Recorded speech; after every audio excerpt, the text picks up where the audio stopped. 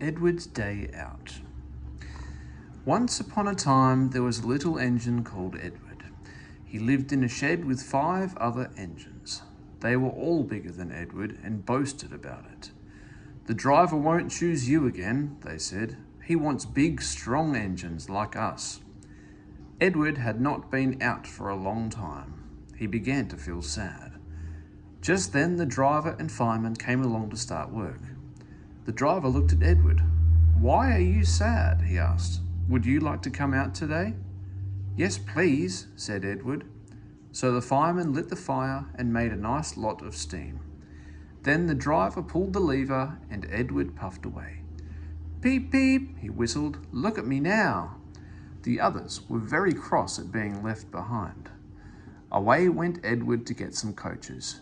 "Be careful, Edward," said the coaches. "Don't bump and bang us like the other engines do." So Edward came up to the coaches very, very gently, and the shunter fastened the coupling. "Thank you, Edward," said the coaches. "That was kind. We are glad you are taking us today." Then they went to the station where the people were waiting. "Peep, peep," whistled Edward. "Get in quickly, please." So the people got in quickly, and Edward waited happily for the guard to blow his whistle and wave his green flag. He waited and waited. There was no whistle, no green flag. "Peep, peep, peep, peep, where is that guard?" Edward was getting anxious. The driver and fireman asked the station master, "Have you seen the guard?"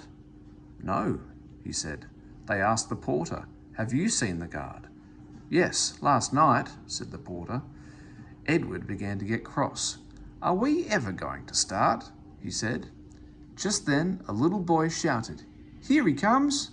And there the guard was, running down the hill with his flags in his one hand and a sandwich in the other.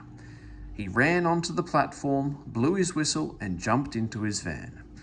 Edward puffed off. He did have a happy day.